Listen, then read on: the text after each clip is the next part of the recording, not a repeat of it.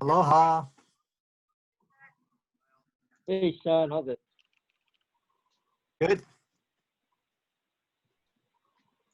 Just jumping off another call, sorry. No problem. We're just getting ready to start. I was looking for my favorite Senate president. He's not on. He's gonna break his streak. Yeah. I'm gonna have to rescind that certificate I was gonna print for him.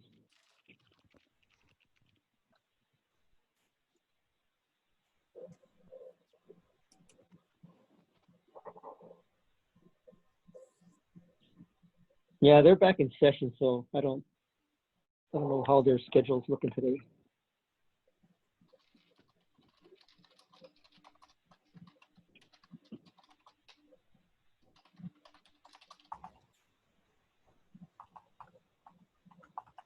So we've got a pretty good agenda, and we've got a lot of stuff to cover. So I guess I'll go ahead and start.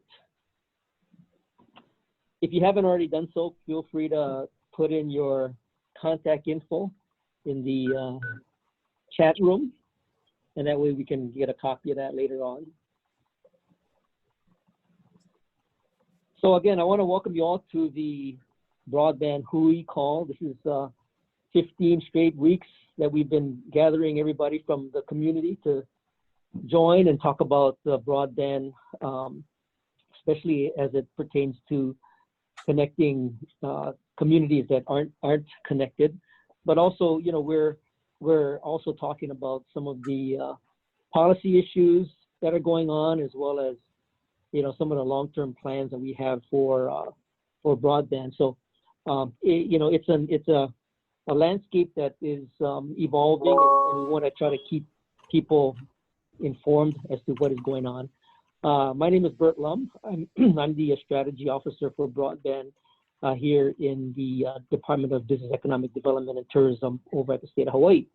So with that, I wanted to kind of kick it off and provide a chance for some of the new folks that I may not recognize to do a quick introduction. But with that, I want to give it over to Jeannie, one of my co-conspirators, to do a quick intro. Hi, good morning, everybody. Nice to see you all again. I'm Jeannie Skog. I'm the chair of the Economic Development Alliance of Hawaii. We are co-presenting this Hui with Bert. We're also on the tail end of an initial draft of the update of the Hawaii Broadband Strategic Plan. Also want to note that the Economic Development Alliance of Hawaii was selected recently by the Office of Planning to assist them with the CEDS process, CEDS standing for Comprehensive Economic Development Strategy process. That is a requirement of the U.S. Department of Commerce Economic Development Administration for any entities, state, county, etc., that is interested in applying for EDA funding. It is done every 5 years, and we are just at the very beginning of assisting them with that process. So certainly a lot of what has gone on with the Hui will underscore the economic roadmap that will result from the process. So look forward to being in touch with many of you as we go into that process. Thank you. Yeah, and just for everybody's understanding, you know, the CEDS is what the EDA looks at with respect to the variety of different projects that might get put together as a grant application, and whether it be state government or even county governments to apply for grants. And what I typically do is look at the CEDS and look at, you know, what each of the counties are looking at in terms of broadband. So, you know, I think it's a good way of kind of connecting between, what we do at the state and what the counties do at the county levels, and coordination between, requests for broadband is obviously very important. So, want to kind of keep track of that. And then also just to add, I'm putting in an application to the EDA for some broadband infrastructure that's going to touch each of the neighbor islands, Kauai, Oahu, Maui, and the Big Island. And one of the things I'm looking for is what's the sort of projected economic impact on each of the counties. So I'm sort of reaching out to some of the county folks as well as neighbor island folks to kind of give me an idea as to what they kind of project economic impact from broadband might be. So anyway, that's a work in progress, and that one, but it's something that is on my timetable, needs to be done this month. So I'm gonna be happy to jam on that. So with that, I'm gonna go through some names that I recall or may not recall, and have them do a quick intro. Peter, I know you've been on the call before, but do a quick intro. Sorry. Hi, this is Peter Metz. I'm Special Projects Manager at Hana Health. Okay, great. Primary care people. Thanks, Peter. Let's see. Ross, you're new, right? Yes. Hi, my name is Ross Ridoy. I'm with Department of Education out of Brooks office, so OITS. I'm the IT manager that supports the Hana, Lahaina, Lanai, Molokai complex area schools. Work with Kaz, Lindsay Ball. He's not able to make it today. Asked me if I could attend. Okay, great. Thanks. I see Ben Sullivan. Hey, how's it, Ben? Hey, Bert. Good to see you. Ben Sullivan, Kauai County Economic Development. We spoke yesterday, and I actually want to give you an update that Warren Doyle is going to join the call today. He's not able to join until 10 o'clock, but he probably has a little bit more updated information to share than I do. So I'm just going to listen in. Okay, great. I'll be sure to time it for when he comes on board. Hey, Celeste, thanks for joining us. Hi, aloha everyone. Celeste Connors with Hawaii Green Growth, partnering with many of you on the call already, but we work on the Aloha Plus Challenge dashboard and help steward that data, and we discussed how that can better reflect the current situation of what we're currently tracking and some of the gaps, and we're in the process of preparing a statewide, with all of our counties, review of the Aloha Plus Challenge that was launched in 6 years ago in a report. So we want to make sure that we're accurately reflecting where things are, and look forward to this group as an opportunity to inform the data and the metrics that are being tracked on the Aloha Plus dashboard, which I can put into the chat box for everybody who might not be as aware of it. Thank you. Yeah, please do. And I was telling Celeste that mapping and data has been part of our conversation for a long time. I mean, ever since this Hui started, and getting Hawaii Green Growth involved, I think is going to be a great thing to help kind of move the mapping project along, and the dashboard and everything. So we'll have a discussion about that today on the call. So thanks, Celeste, for joining us. Let's see. I have who do I not recognize here? How about Jacob? Hey, Jacob from Maui. Good morning. This is Jacob Prokopi. I'm the CTO for the County of Maui, and I will be representing Stanley Baz in this meeting from here on.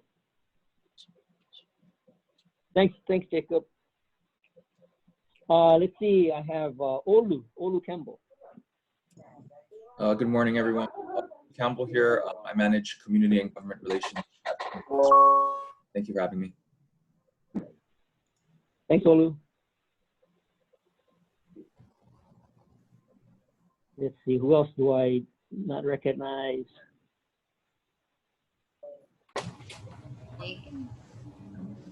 Hey, Christina Higa. No. Are you going to give us an update on telehealth right later? Oh, I have, let's see, Megan Higginbotham. Hi, everyone. I'm with Hawaii Green Growth as well. I work on the dashboard and I work with Celeste. Thanks, Megan. You know, I got phones ringing all over the place, so I'm just ignoring them.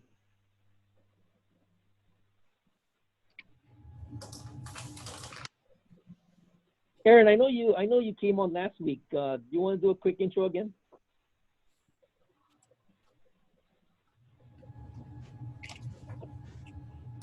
Aaron Wade.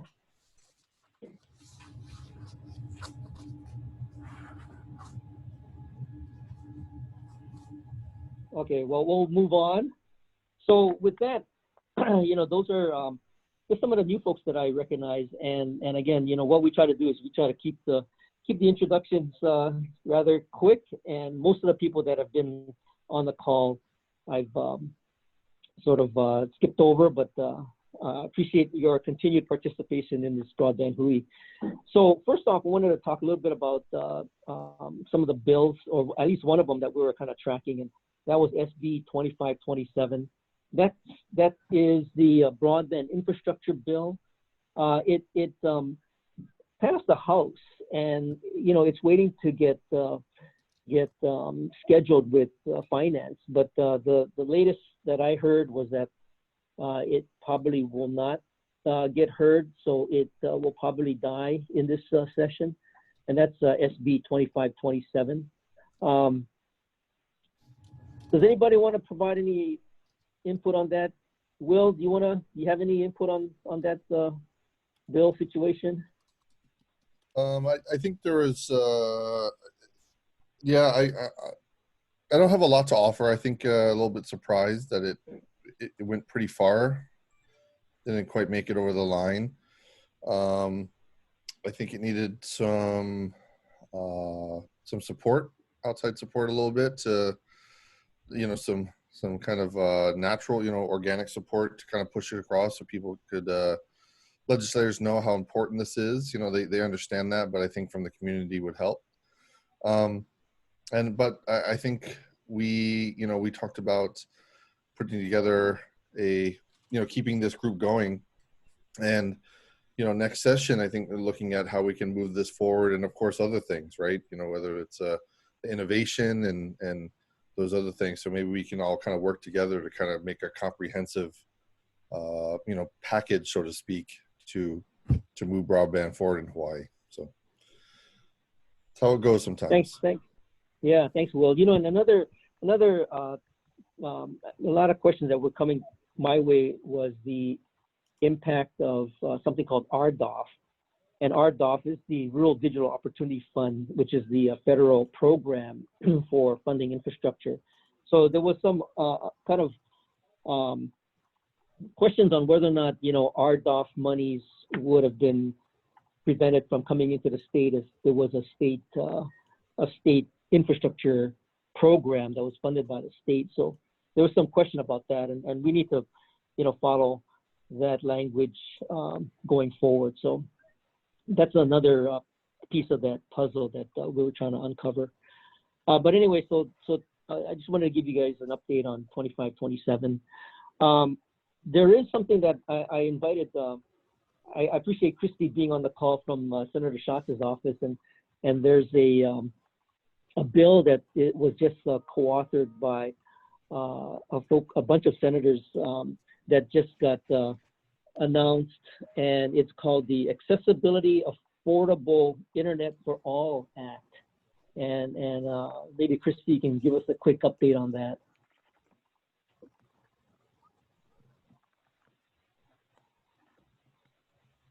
Sorry, I realize that I'm muted right now. Yeah, I'm happy to give some information about the bill that we just worked on with Senator Klobuchar, along with Senator Warner, Senator Markey, Senator Harris, and Senator Rosen in this in Capitol Hill. This bill is focused on providing more money for broadband connectivity.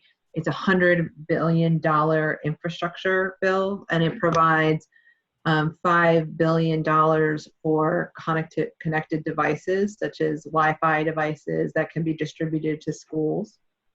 It also includes $85 billion for broadband build out across the country. And also, and in addition, $5 billion in loans, low interest loans for people to take advantage of to build their own networks. It does some specific things about ensuring that localities can build their own networks and enable municipal networks to be built where necessary. And it provides $2 billion for rural healthcare funding. And so, you know, this is a big Democratic infrastructure bill that we just were happy to be a part of today, and we think will move the ball forward as we emerge or continue to try to emerge from the pandemic, but also deal with a lot of the digital divide issues that this pandemic has shown us that we can currently have in our country. Just a little bit of you know, where we are in the Senate, and that is there's you know, the Senate right now is about to go on recess for the next, I think, week and a half. And I think when we come back from that recess, we'll start negotiations about what type of, if there will be another coronavirus relief package that happens, on how big or little that might be. And depending on what, you know, where members are in the Senate and in the House, we may have a very skinny coronavirus package that is just focused on relief in response to the coronavirus pandemic, or we might get something that's a little bit more broad and be a broader infrastructure package going forward.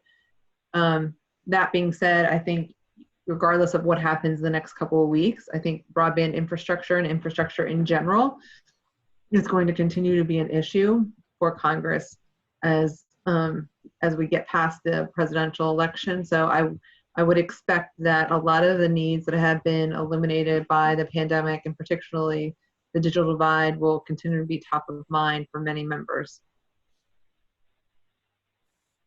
So, Christy, one of the questions I have is, you know, in terms of the current slate of federal funds that are available, whether it's from the USDA or FCC, does the Accessible Affordability Act, you know, would that be in addition to that? And how would you envision that potentially being administered?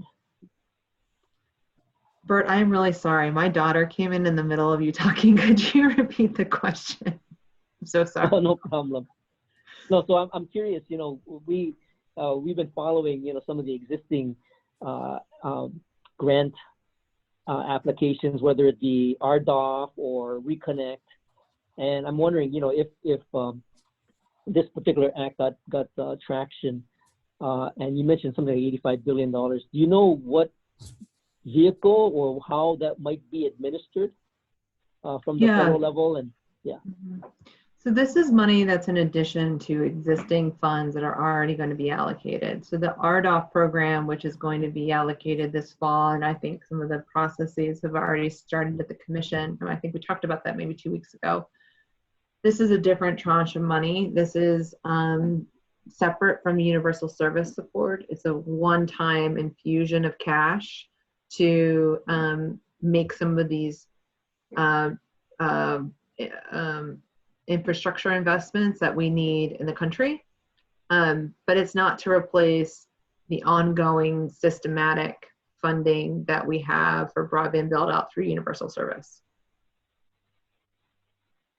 Okay, and then do you have a sense as to what's the pathway for this bill? I mean, I guess is it primarily Democrats, or you got any bipartisan support?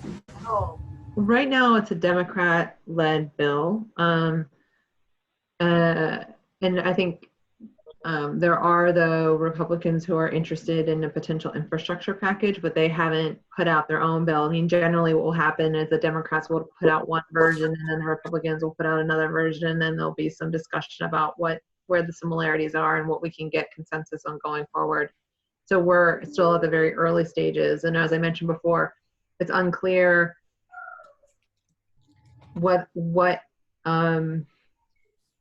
the outcome will be in late July when the parties do meet, whether we're going to do something skinny that's really focused on coronavirus relief, or if it's going to be something broader for infrastructure in general.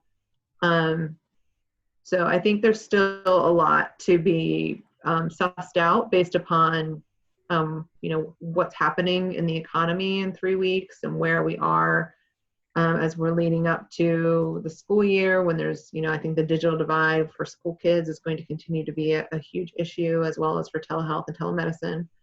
So I think we still have a lot to be seen as to what actually the vehicle is and what is in it.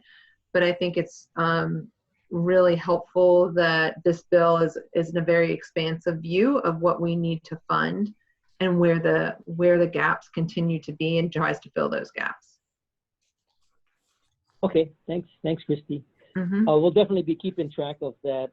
There was another House bill that I was kind of following, which is HR 2. It's a really long bill. It has probably like 2,000 pages, but my typical exercise is to see where broadband pops up in that bill, and HR 2 does have broadband infrastructure as well as digital equity, really clearly spelled out in the bill. But again, the challenge is also, how far will the bill actually go? So, yeah, I'll track that. Is the HR 2, was that Representative Clyburn's bill? Do you know? I don't recall the names, but I think it probably is. I mean, it's a pretty lengthy bill. I'm happy to send you the link that I have. Well, I was just going to say that HR 2, I think HR 2 is the $1.5 trillion infrastructure, bigger than just broadband, across the board, all infrastructure programs. And in that infrastructure is the $100 billion for broadband support. And the bill that we introduced today, along with Senator Klobuchar, is the Senate companion to the broadband piece of that large infrastructure bill that was introduced in the House that you're referring to. So that there is a vehicle in both the House and the Senate. So I'll drop the link to HR 2 in the chat, and then people are interested, they can take a look at it. So with that, since Christy did a good job of kind of setting this up for discussion about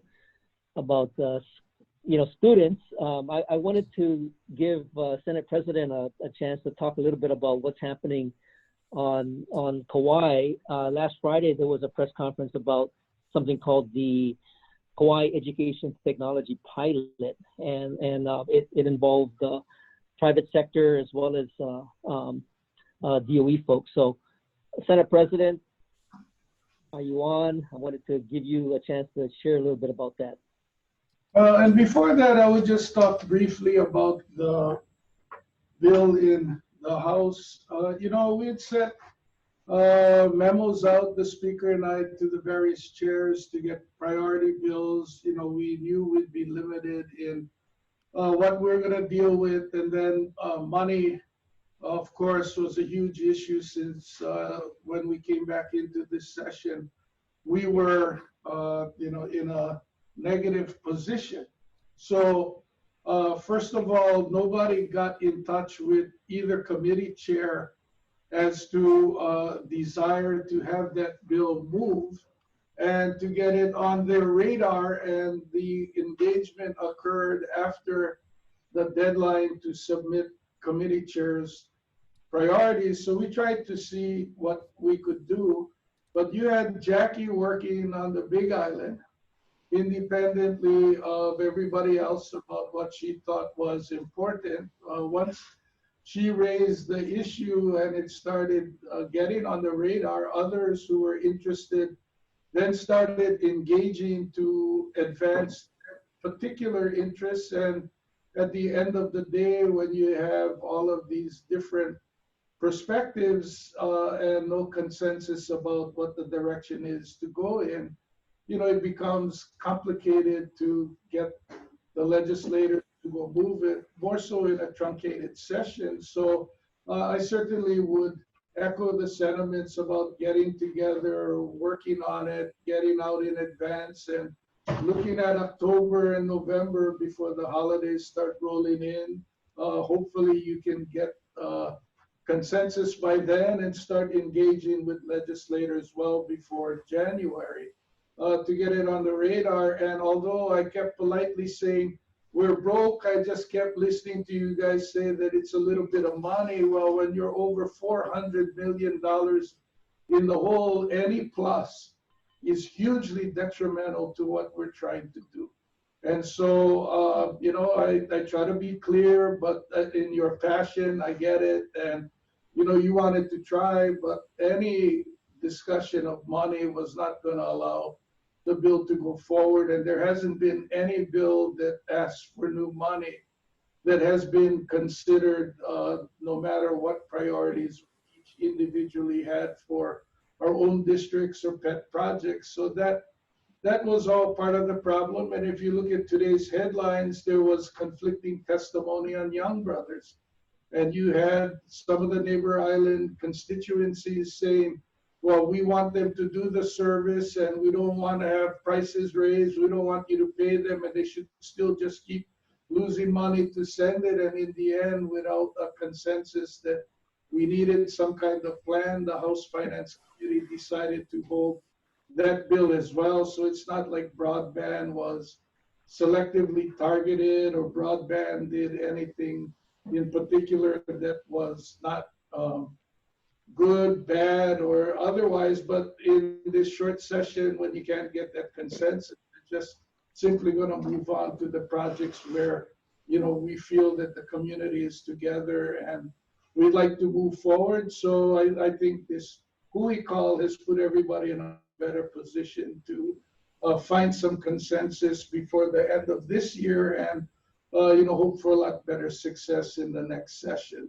That would be my assessment of what happened to the bill. As far as the pilot project on Kauai, because of this call and a call that I'm on Tuesdays that was discussing the whole education package, pre-K, school infrastructure, the minimum wage, earned income tax credit, affordable housing bills, it became pretty clear that for us to move forward, we were going to need to have some kind of data, and that there wasn't a whole lot of success happening in the distance learning, and especially when the decision was made that your earned third quarter grade, final grade, and otherwise you could do enrichment. And it's not a fault of anybody. This thing was dropped in, and what do you do? How do you do with it? This was something none of us had been confronted with. But as I listened to reports about the California university system not having, in-person classes, I became concerned what happens if we're going to be 100% distance learning when we started school on August 4th. And so I talked to the complex area superintendent on Kauai, his deputy. In 7 days, they were able to get a quick assessment of, where they were in connectivity, reaching students, and devices. And part of it is the Chan Zuckerberg Foundation had donated $1 million to help Kauai. They were interested in helping education, so we needed to get some kind of data to make an ask to them. The Hawaii Community Foundation stepped up with $100,000 contribution, but we had to match up to $400,000 to get their 100,000 activated. Chan Zuckerberg gave 150. We got 100 from Bank of Hawaii, 25 from First Hawaiian, 50 from the Atherton Foundation, 25,000 from Honua Ola, and then my wife and I decided to donate $15,000 to the effort as well.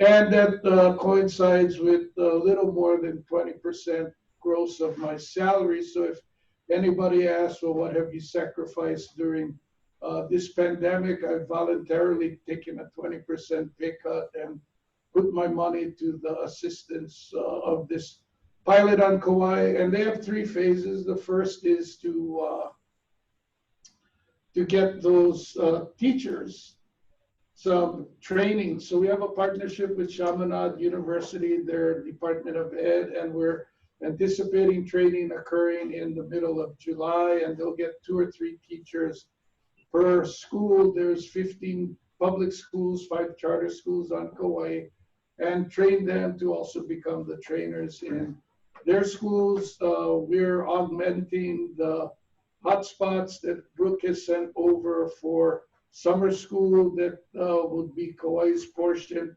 And then we're getting additional devices again to augment the, I believe it's 150 of the 10,000 devices were headed to Kauai. And we found out that 8% of the students had no Wi-Fi connectivity. We're just under 10,000 students, so that's about 800 that didn't have connectivity. And then with the homework Mel was doing, he found out that T-Mobile had a great pricing in the that ended yesterday. And while they are more limited in their coverage on Kauai, they do cover the main population areas, which would be in Kapa'a and Lehuipui, Hanamaulu. So I believe that we could utilize the good price of T-Mobile with the hotspots in 7 of the 15 public schools, which will allow us to stretch our dollars. And it was a program that was driven with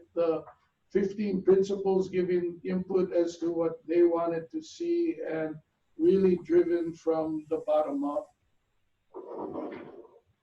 And with that, I have to go to Ways and Means to vote on something. So bye, everyone.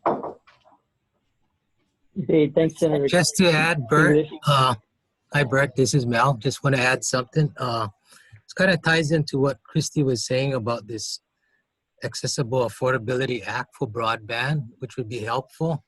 Part of what we're learning through this pilot is that I think we have 2 issues. I think we kind of mentioned it last week. One is the coverage, but the other is the affordability. So what I'm finding on Kauai is coverage is pretty good. We still have pockets. The quality of service obviously differs.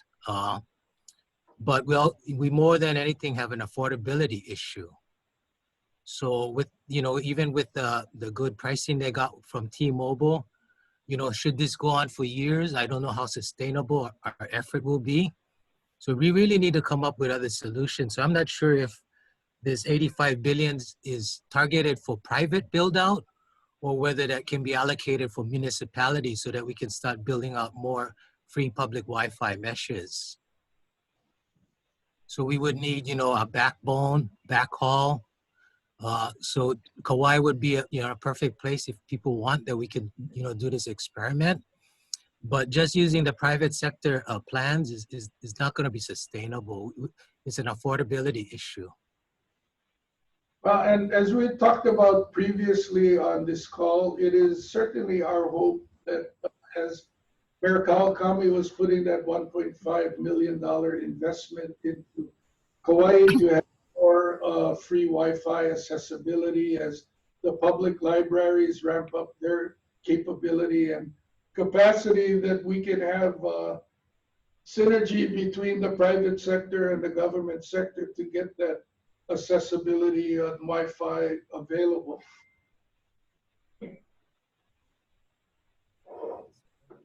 Christy, come back on. Would the federal dollars be able to use for municipalities to build out a network, Christy?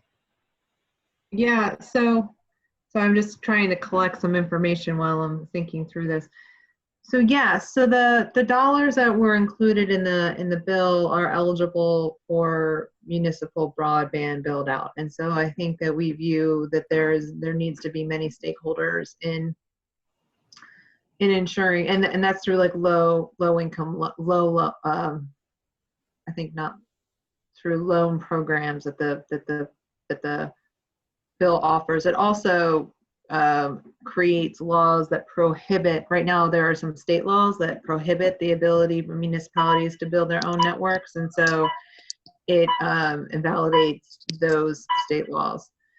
The other thing that I wanted to mention is that on, I believe it was on Monday, that Senator Schatz was one of several lawmakers who also joined Senator Wyden on a bill that would provide more federal dollar support for Lifeline-like programs. So to provide more options for consumers to take advantage of products and services through existing providers, but that they would have a better, in areas where there may be deployment but low adoption, ensure that there are some programs available for those types of consumers to get online.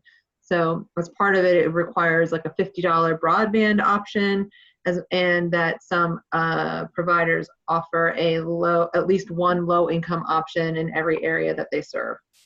It also provides more money through this program, and this is not the Lifeline program, but a Lifeline-like program. So it provides more money through that program so that during the time of the coronavirus pandemic, that more people can get online and be able to participate, whether it's online schooling or telehealth or just government resources.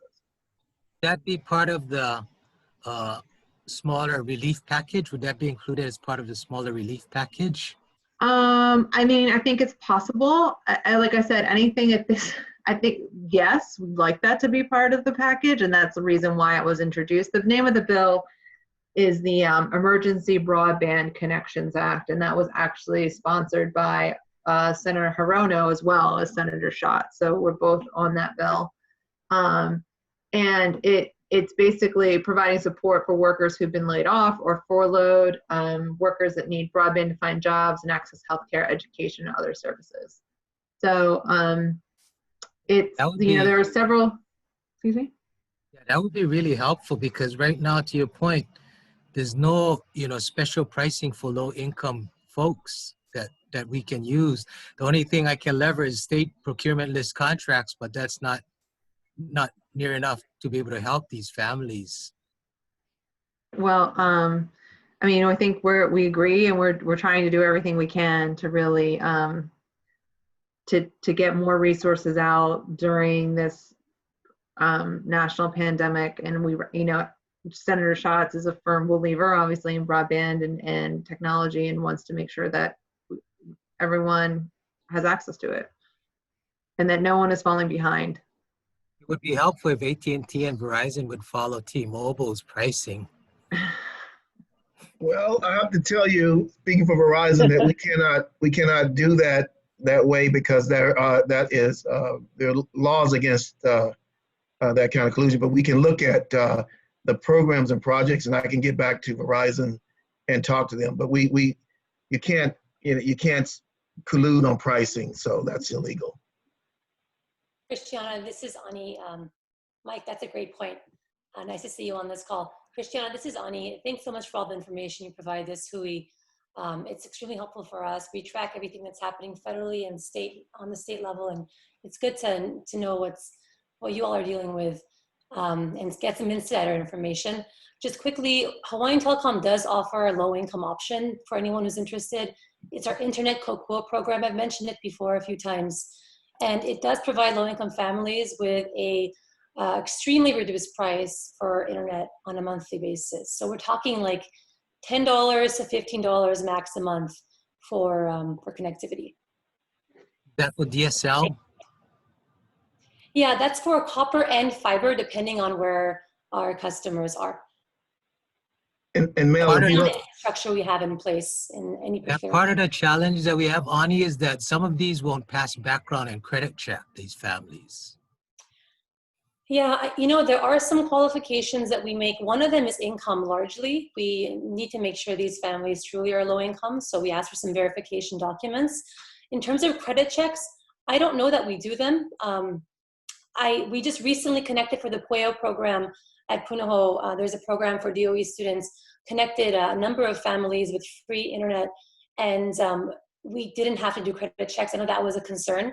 So that is something that I know we definitely, or we very likely don't consider. But low income verification is one thing that we do take into consideration as for those documents. Oh yeah, absolutely. Okay, great.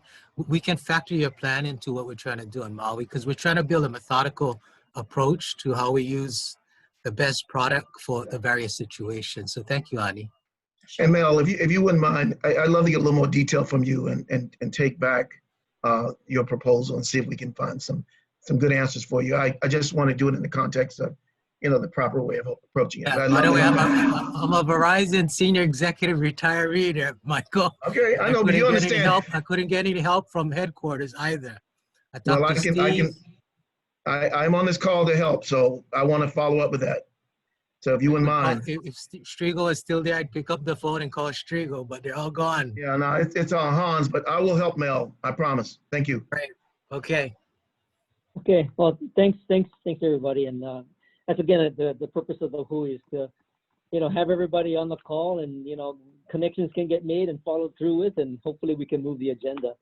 So I was gonna give Kauai a chance to talk a little bit about Kauai Forward, but I'm still kind of waiting for, I guess it'll be Warren Doi coming on a little later toward 10 o'clock. But I did want to see if anybody from Maui wanted to talk a little bit about the Maui wireless Wi-Fi project. And I know Aaron's on the call. I think the Sandy Boss mentioned it last week real briefly, but I know over the week there were some questions about the actual project itself. So I thought maybe I'd give either Aaron or maybe Jacob a chance to talk a little bit about the wireless Wi-Fi project from County of Maui.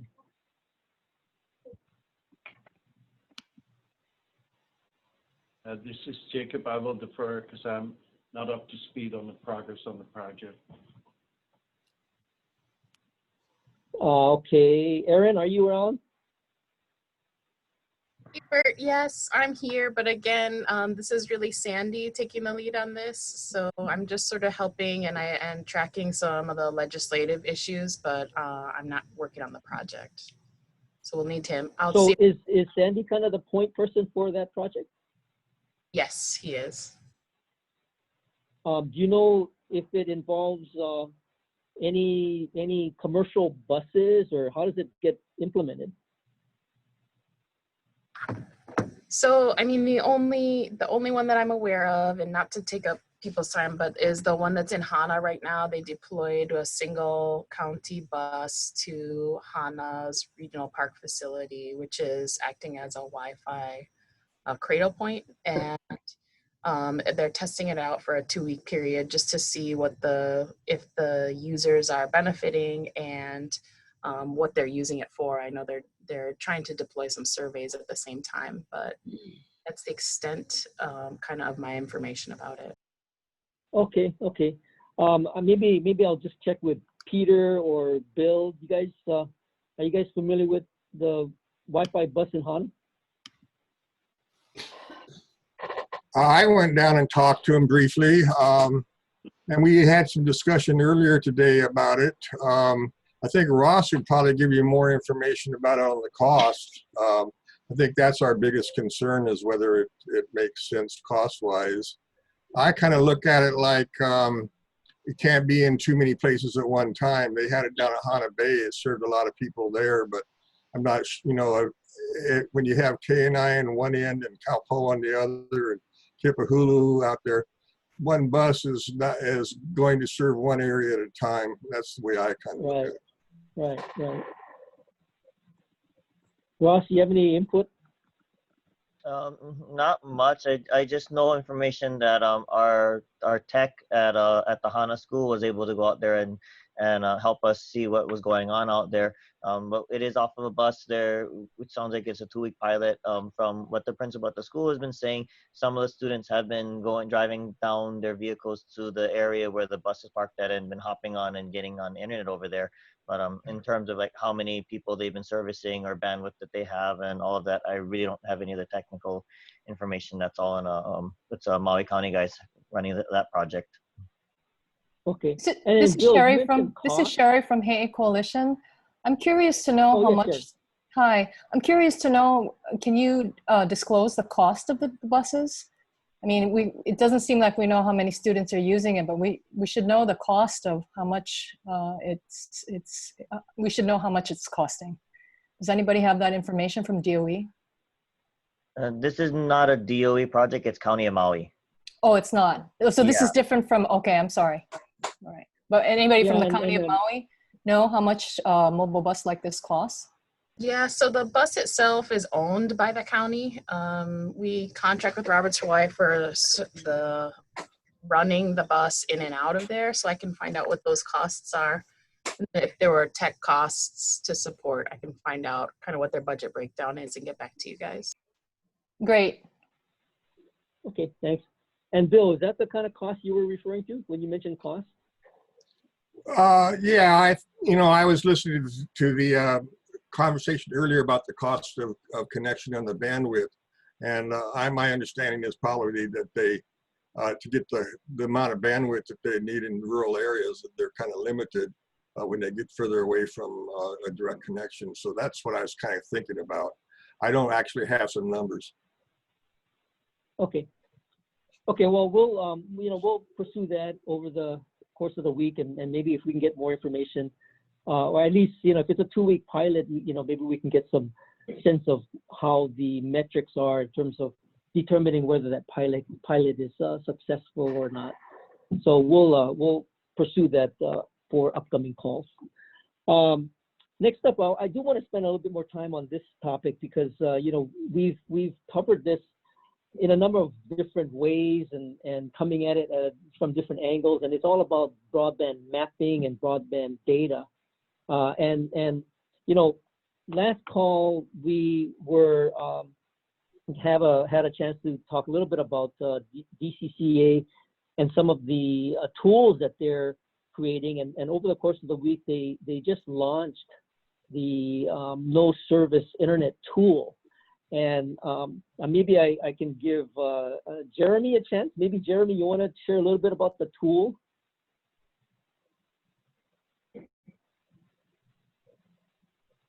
So the No Internet Service Map tool, I guess based on some of the feedback from the Internet Speed Map tool, we have kind of reconfigured some of the language. That and the Internet Speed Map tool are both up on the website. Together, they kind of allow people to report areas with either no service or low internet service, which is just more the internet speed map. So those are both up now. I guess they are both still works in progress depending on the data we are starting to receive. Mm-hmm. But okay, and what I wanted to do is kind of volunteer the HUI to perhaps enlist the networks that they might have to go out and actually get the word out and help maybe populate some of the information that could be very reflective of this no internet service mapping. So, on previous calls, I know Christine Sakura, you were very interested, and so was Christina Higa. I mean, would you folks be able to help kind of get it out to your guys' networks, and I'll definitely be involved with trying to help push the messaging out for this particular tool. But Christine, what's your thoughts? This is Christine Sakura, and then I'll turn it over to the other Christina Higa. I was really excited about it when I heard about it last week. So we actually already published or posted the resource on our social media websites, and just sort of seeing how, I haven't had a chance to look to see how, what kind of activity there is, related to that. But I think it's a great opportunity to, engage the community to really sort of, publish information on the DCCA website. So I think we're going to continue to communicate the opportunity to participate in that on our website and then also in our newsletter. But happy to explore other ways of sharing that. Great. Christina? Yeah, just like Christine, last week we're really excited. I think Mel jumped in their discussion as well that, we were looking, we call it the gap maps, really like the opposite of what we've been trying to do in this HUI is to figure out where we have broadband access. But what we really want to do for the carriers is to show where we don't have access. And it was nice to hear that there is this tool that we can use to populate. I did want to just explore a little bit with DCCA to see if maybe, as people populate it, we have like a usage thing, like we're interested in telehealth or distance learning or something that could have an easy layer to it, not so, I don't want to reconfigure it, make it difficult, but maybe like some other data that's collected so that we can filter out, hey, this is telehealth applications, or this is where DOE might be more interested in, or something like that. So that was my only thing that I wanted to add. And also last time, I think in our last meeting, DCCA mentioned a speed test site that you were going to launch. And so all of the different websites and services would be great if you update us and then we can push it out and make a big campaign. I mean, I can see this as a big campaign, to get this thing populated. Yeah. No, that's great. So, yeah. Yes, a follow-up call with Jeremy and Lisa Kim on these tools and follow up on the discussion we had. And actually last week, thanks to Mike Bagley, who kind of brought up, having the opposite would be helpful to them. So that's kind of how this started. So what we've learned so far is that I think it's not really a tool for consumers when we talk about crowdsourcing. So I think your point is correct, but it will probably have to be organizations going out and hustling and gathering the data. But I think we need to learn more about it. We hope to talk this week, like I said, between myself, Lisa, Jeremy, and her team, and then we can come back and then, to the team and see what would work best. But I think it's a great idea using the crowdsourcing approach. So Jeremy, I mean, are there ways that more, let's say, usage data or how users might be wanting to get connected, why they want to get connected? Is that something that could get incorporated into the no service tool? Yeah, it's possible, and I think it's something that we would probably be looking at just depending on the kind of results we're getting. Mm-hmm. So we have been kind of working, and Arthur Buto from DBET has been helping me with that too. But so it's essentially just depending on feedback we get, what people are kind of showing interest in, we could probably adapt it. And then, in terms of getting a sense of what the usage of the tool is, for organizations that participate, whether it's Christina or Christine and Mel as well, as we help to get the word out, is there a way of kind of looking at what the utilization of the tool might be? Yeah, actually, since Friday, and I assume that's probably when people started kind of posting it on social media, we did get kind of a influx of results, probably looks like over 40 since Friday, new results. Mm-hmm. So yeah, I gotta maybe look at what the best way to maybe share some of that would be in terms of keeping with the confidentiality with the people submitting and all of that. But yeah, it has definitely been a lot more usage since. Yeah, I'm wondering if the only feedback is the fact that the site gets more data reflected on the actual map itself. But is there a summary that you could perhaps provide the people on the HUI? Yeah, I'll definitely check in with my group and see what's the best way to go about that. Okay. Sounds good. Sounds good. So again, that's really encouraging because you know, if we can sort of pool resources and you know, combine an effort to get better mapping for broadband, I think it's going to serve a lot of our collective interests moving forward. And with that, I do want to give Celeste a chance to talk a little bit about the Aloha Plus dashboard, which Hawaii Green Growth has been involved in from a long time, and she's been pulling data from various sources to reflect, you know, progress with broadband. So, Celeste, you want to kind of share what you're doing with the broadband dashboard and Aloha Plus challenge? Yeah, no, thanks so much, Kurt. And, you know, thanks for inviting us to join this Hui. I'm just very impressed with the diversity of folks and the discussion and the commitment to move forward. So, yeah, you know, the Aloha Plus Challenge dashboard, many of our partners and Senator on the call too have been involved in this. And it's really a really, I think, innovative platform and mechanism to track progress across all of Hawaii's 6 statewide sustainability goals that were launched in 2014. And this was as a result of a sort of a 3-year community-driven process, cross-county.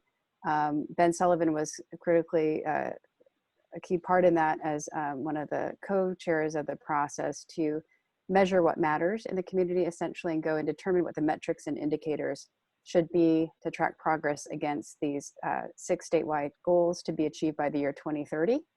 You know, recently, the United Nations and internationally recognized Hawaii's platform as a mechanism to deliver against these global sustainable development goals. And Senator Kalani English has been very instrumental in making this happen.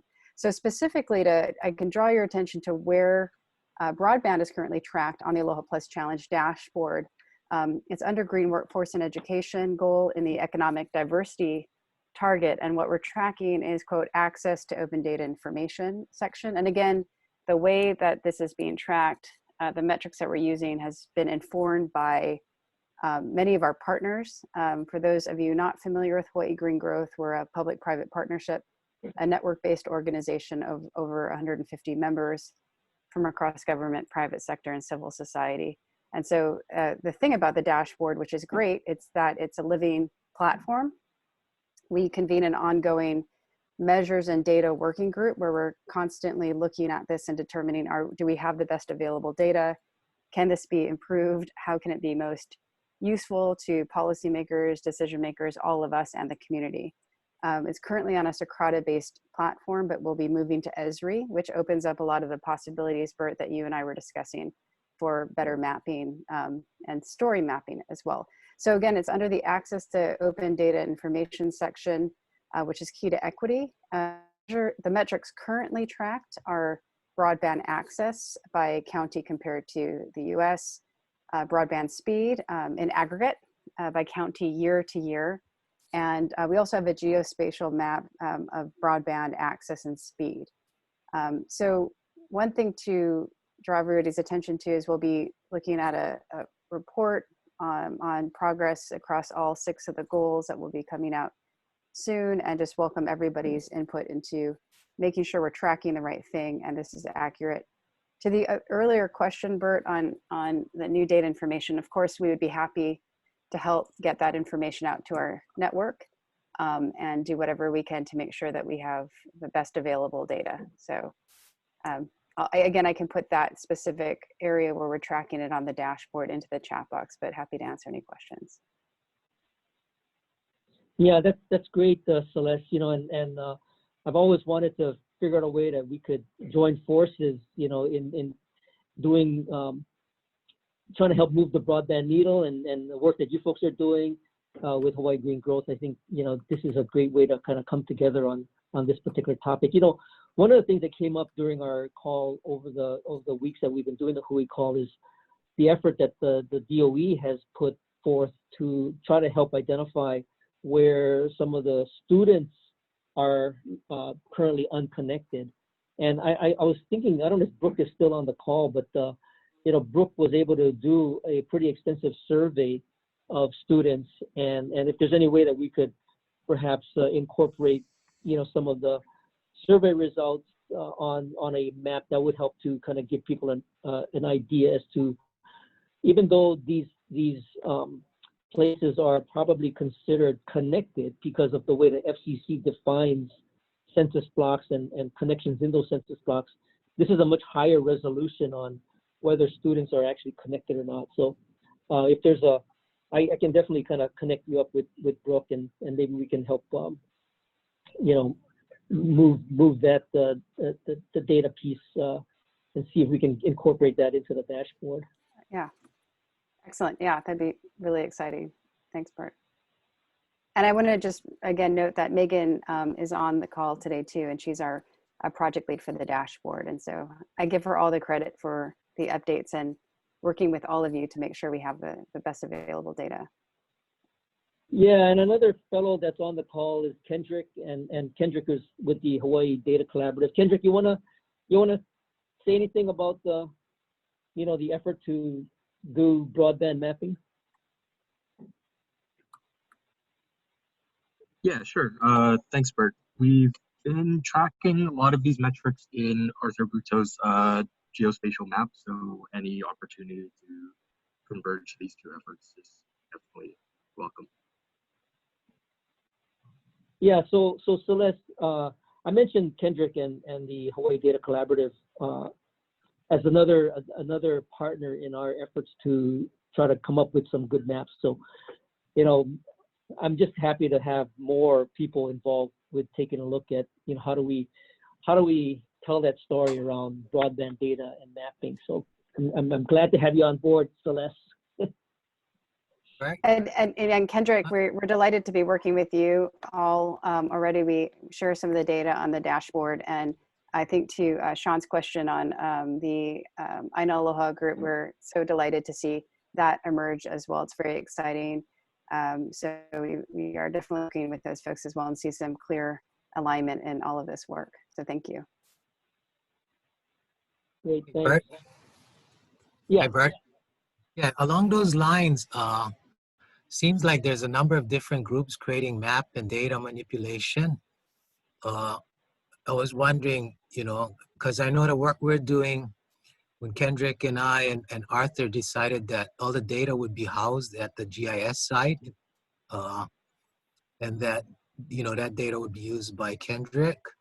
Would it make sense to have one data warehouse, wherever that is, for all the different maps? Well, I think as I understand it, as long as the data is open and accessible, with Celeste's efforts and with Arthur's efforts, the maps can currently reside wherever they reside.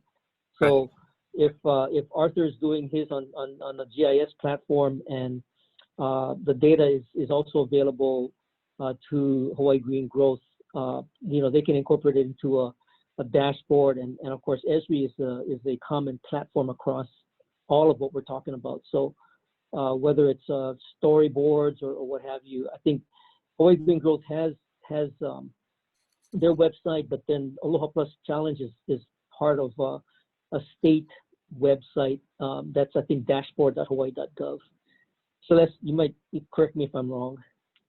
Yeah, no, the Aloha Plus dashboard is the statewide initiative with the Aloha Plus Challenge goals, and Hawaii Green Growth is the partnership, the network that supports that through the various inputs and working groups. So we are tracking it currently, but we're constantly, again, I go back to the data it's as good as it reflects the data that we get, constantly trying to update that. So, and to have the right framing and analysis there, and the best way to communicate to diverse groups. So we are excited about the migration to the Esri platform, which would take place at the end of the summer, and think it will open up a lot of possibilities. Yeah, to Mel's point earlier, a lot of our layers that we've already built for broadband are accessible through the Esri platform. So I'll make sure with Arthur that we have the appropriate sharing permissions so that other folks that are looking to make their own dashboard can just pull from our broadband layers. Consciously decided not to house any data on the data collaborative side and put everything up on the open data site.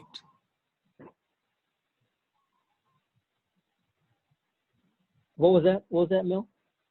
Yeah, so we consciously decided in the beginning between Arthur and Kendrick that the data would be housed on Arthur's side, so that it would be an open data source for everyone to utilize, so that we'd have consistent data that's being used.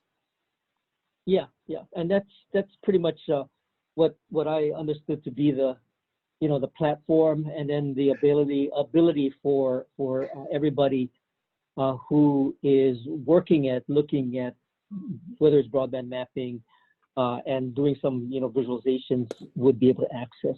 So that's great, and I just wanted to thank Celeste for coming on board and aligning. I just trying to find some way of aligning all these different efforts that are going on, and I think I strongly believe that the whole is greater than the sum of the parts. So I think we can help build more momentum the more people that we have involved.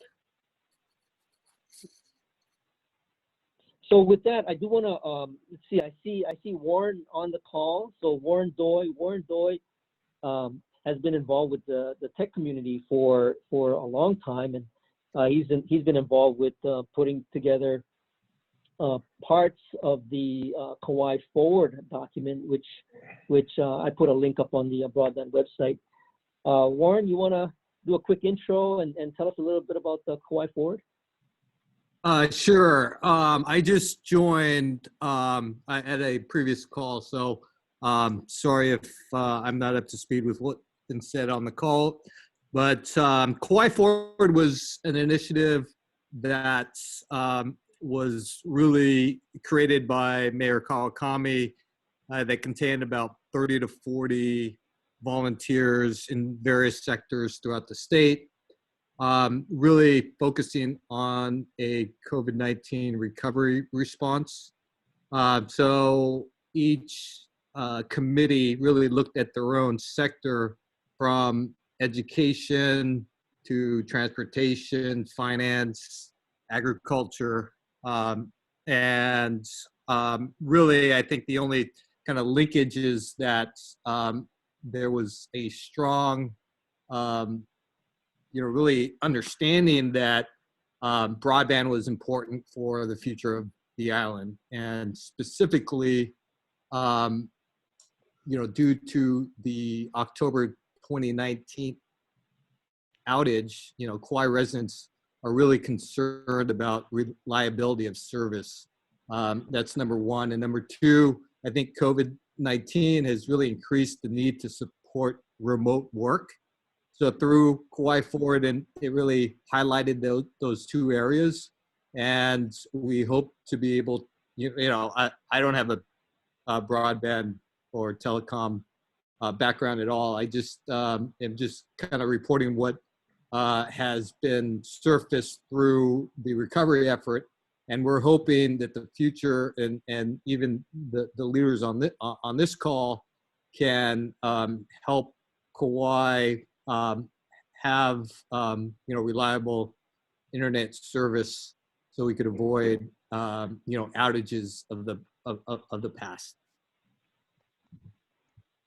No, I appreciate that, Warren. And the whole idea here is that I encourage participation from all the neighbor islands, and if I can get the county folks to chime in. What we're trying to do with the Hui is bring some alignment to the objectives of how do we get broadband to every resident in Hawaii, and this is especially to indigenous and rural communities. My focus is from cable landings and submarine fiber cables all the way to rural connectivity, and we want to make sure that there's some form of alignment and some form of communications, which is kind of what the Hui is all about. So I appreciate your participation, and that's why Ben was on a little earlier, and if anybody we can continue to have participation from, the Kauai County as well as Maui County and Big Island. That's what we're trying to also do, is just make sure that everybody's on the same page and we're all kind of moving forward in the same direction. And of course, it's all about funding and all about resources. So if we can combine forces, I think we can help move that needle. So anyway, thanks Warren, and you know, I know you're a busy guy, so we'll try to see you know, who can participate on subsequent calls. For anybody that's interested, you know, you can go to kauai4.com. I think I put the website up on the the link on the website, but in the section that you know, Warren was directly involved in, it's called the future, and what it encompasses. It's called the Future Sustainability Tech. It basically talks about what is needed for Kauai, and one of the first things that they identify is support stable, fast, and secure broadband infrastructure throughout Kauai. So again, it's very consistent with what you know, what we're all trying to do for our respective areas. All right, so with that, I want to do a quick update on telework. Telework is another topic, you know, along with telehealth and distance learning. That's another big application that is driving the need for broadband. And we've been convening some separate discussions about telework. And you know, just as a quick update, you know, what we're looking at is a lot of the tech workers. and let's see, is Mark is available. Mark, you're on the call, right? So, you know, we've recognized that there are representation by some of the major tech companies across the neighbor islands, you know, whether it's Mark Zuckerberg on Kauai, you got Larry Ellison on Lanai, you know, you got a myriad of folks on the Big Island. And how do we perhaps look at expats that are working for some of these companies that may consider, you know, wanting to come back home? How do we create an environment that might be conducive for that to happen? So that's kind of the framework upon which, you know, we're trying to tackle this telework area. And I think it intersects well with this broadband hui. Mark Gregory, you wanna add anything to that? Well, unfortunately, I missed yesterday's call, but one of the things that's kind of come up is the call has been somewhat, at least previous calls to yesterday were kind of dominated by DOE and getting teachers and students connected. But there is a huge number of people that are trying to come home to Hawaii to work, to shelter in place from here. And so broadband is super important. And there's so many local companies that are having people work remotely from home, like mine does. We had everybody, about 95% of my employees working from home. Now we're down to having about 30% work from home, to keep them separated from us, because we deal with clients and we want to keep some separation. So we're separated into 3 groups so we don't cross-contaminate. But working from home is very, very important. And if I need an employee to work from home and they don't have decent broadband, or they're in a bad location, it's very, very difficult. So having really functioning broadband, and we've seen broadband fluctuate quite a bit in bandwidth and reliability. It seems like it's fine in the evening when you want to watch Netflix, but during the business day, it's quite a bit tougher because people are doing these types of conferences all day long. And these Zoom meetings use a fair amount. Now that it's summer and students are out, it's not quite so bad, but it was pretty bad for a while. So we want to make sure that the overall bandwidth, the aggregate bandwidth, is available to Kauai. And I don't know what that is, and I don't know if anybody actually tells what it is. Mike, is that something you can even talk about? Mike Bagley, is that? Yeah, Mark, can we, let's set up a call and talk about it, because okay. you raised the issue of attempting to get some infrastructure, and you felt there was some impediments. So I'd like to know more about that. And I have someone working specifically with Kauai that can help us, but I'd like to get more details from you on the issues. you're encountering, at least from our standpoint, and see what I can do to help. So maybe if you have some time tomorrow, we could talk. Great. I'll message you my number. Okay. Thank you, sir. Thank you. So anyway, we're helping all of our clients try to succeed at telework, and it's not always easy. And there's security issues as well, but that's for another meeting, clearly. Yeah. Mark, you bring up a good point, and when I first started the telework call, it was kind of a varied attendance, and there's a whole spectrum of telework opportunities, and it could be everything from perhaps what entry level and what Liza is doing with infant teens, all the way to the more sophisticated, let's say, tech worker, and more specialized, let's say, the expats that could be potentially coming back to Hawaii. There's a whole spectrum of potential tech work or telework that could occur, and we want to sort of kind of hone in on something that might actually work. So, Mark, I'll reach back out to you, and then we have this Tuesday call. I'll loop you back in, and then I know that Ben was on the call earlier, and I just want to share this with Elizabeth from AT&T. I was trying to call Ben up on Kauai, and then basically left him a message, and then he contacted me and said, Bert, my cell phone's not working real good in the area that I'm in for whatever reason, and it's better to do a Zoom call. So we just went on a Zoom call, and I asked him, what's the deal with your cell carrier? And he said, well, anyway, Elizabeth, I'll put you in touch with him, and you guys can figure it out. That sounds good. And, just for everyone's awareness, we're trying to figure out a number of avenues to improve coverage on Kauai and a lot of the neighbor islands. So thanks for letting me know. Yeah, no, I appreciate that, Elizabeth. And to, Senate President's point on just trying to circle back on that SB 2527, we need to probably get more support from our communities. I'm kind of referring to all of you, and we'll work on that moving forward into the 2021 session. But if you look at I posted the testimony on in the chat, and what happens is that it has got like inundated by 160 plus pages of anti-5G testimony. So when the legislators look at the bill, and the bill is for broadband infrastructure, and they see like 100-something pages of anti-5G testimony, I mean, it just sort of clouds the entire process. So we need to figure out a way to, muster our voice. And I know that the legislature are very interested in hearing our voice. So, we'll definitely work on that moving forward.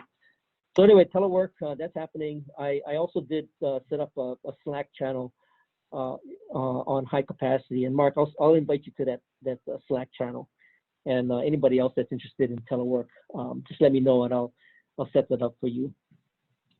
Okay, so with that, the other thing is that there's some stuff happening with telehealth, and I'll wait for next week, and when Christina is able to stay on, there may be a project that's kind of evolving with telehealth that involves Christina's Pacific Basin Resource Center for telehealth and a community on East Hawaii Island.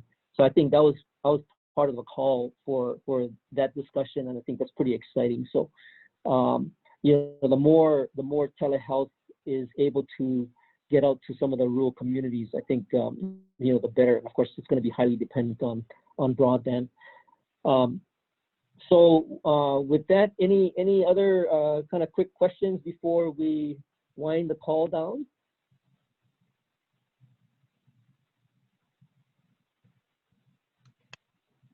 No questions, Bert, but I want to thank you for leading the broadband hui over the last 13, 14 weeks on behalf of everyone kind of coming together.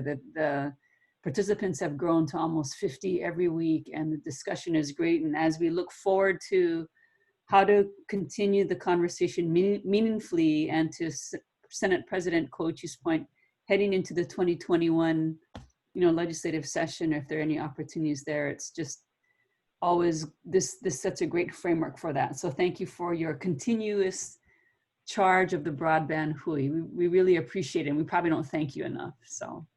Well, I appreciate that. I mean, we're on number 15. I did say in one of the previous hui calls that, you don't want to be like Bite Marks Cafe, which is up to like 617 episodes. So, but we're tracking to get to a pretty good number with the broadband hui. And my intention is to keep the hui going as long as you folks are interested in broadband and how broadband fares in Hawaii, and is the enabler for, I think, any kind of economic diversity. I will continue to have this call. Jeannie, any last comments? Yeah, just building on Senator Koichi's comments about preparing for the next legislative session, in a sense, October is not that far away.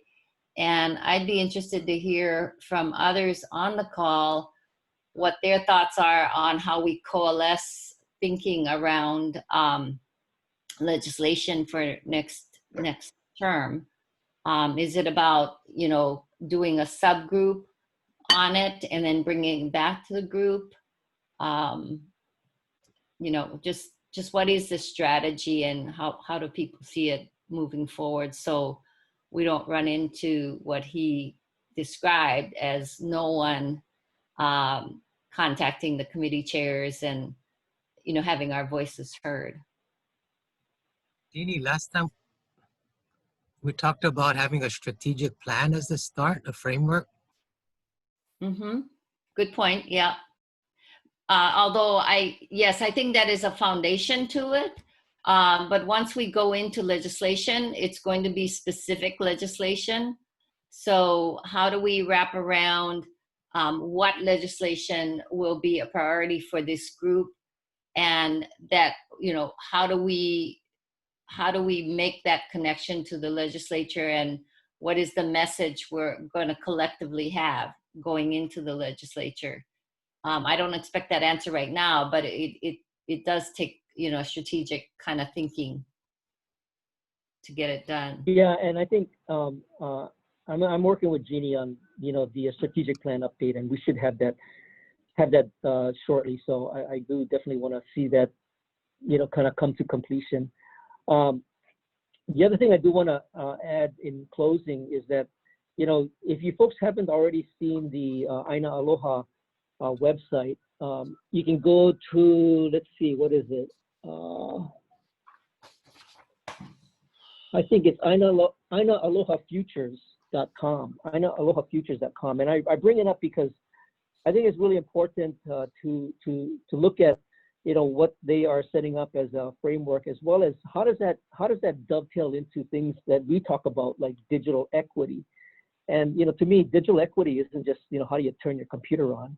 It's how do you best leverage this resource we refer to as the technology or the internet, and how does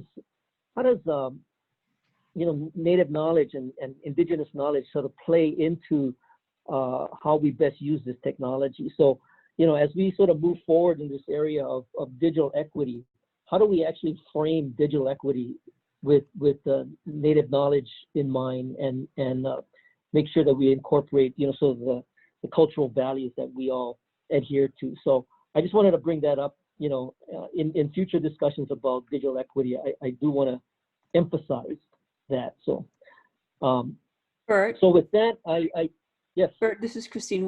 May I add one more thing before we get off the call? And I put it in the chat, but I would like to invite again. I sent this invitation out to the hui earlier. I'm sorry if it missed people.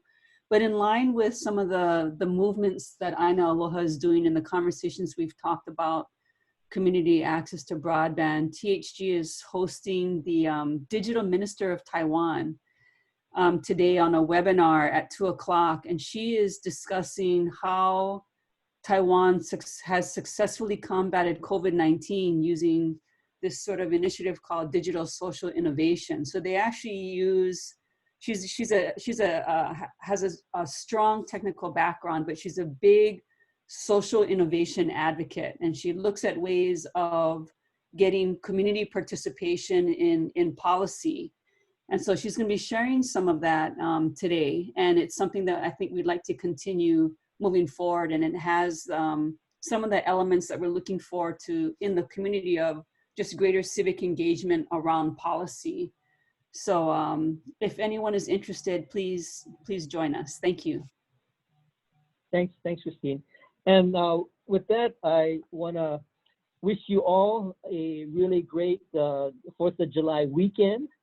Don't party too much. We don't want to see any of the numbers go up, so please stay safe. And we will see you next time. And the next call is going to be on July 8th. So until then, you all stay awesome, and you guys have a great weekend. Aloha.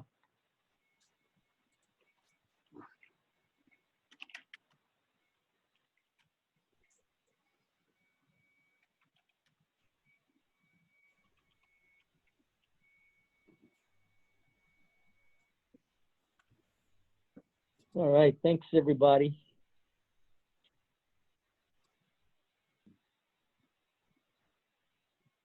I wonder if, is Christy still on? No, Christy's off. No, Christy's still on? I'm still on. I just can't quite figure out how to turn it off. I'm turning it off now. Bye, y'all. You're stuck with us 24/7. See you later. Okay, see ya.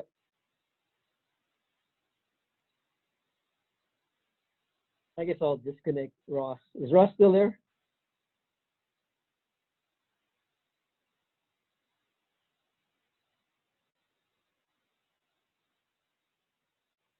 Okay, hold on. Let me stop the recording.